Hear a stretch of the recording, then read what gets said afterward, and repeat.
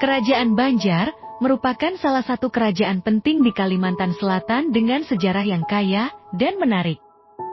Berdiri pada abad ke-16, kerajaan ini didirikan oleh Pangeran Samudera, yang kemudian dikenal sebagai Sultan Suryansyah.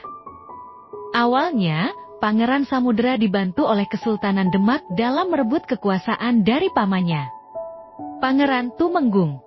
Sebagai balas jasa, Pangeran Samudera memeluk agama Islam dan menjadikan Islam sebagai agama resmi kerajaan.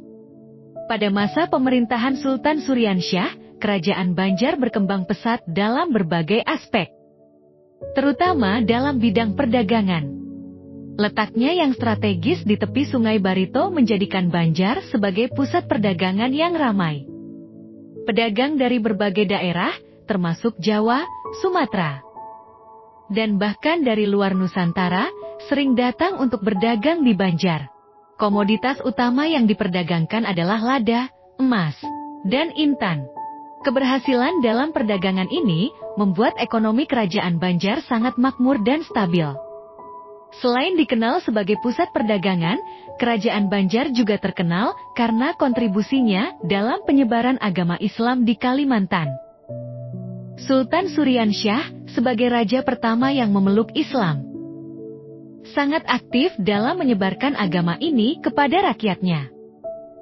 Banyak masjid dan lembaga pendidikan Islam yang didirikan pada masa pemerintahannya dan penerusnya.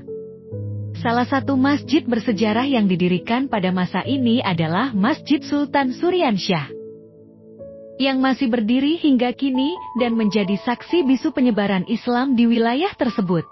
Warisan kerajaan Banjar masih terasa kuat hingga hari ini, seperti upacara adat, tarian, musik, dan pakaian tradisional Banjar masih dilestarikan dan sering ditampilkan dalam berbagai acara budaya.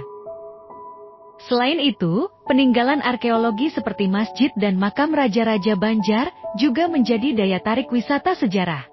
Kerajaan Banjar tidak hanya penting dari segi sejarah, tetapi juga sebagai simbol kebanggaan budaya bagi masyarakat Banjar di Kalimantan Selatan.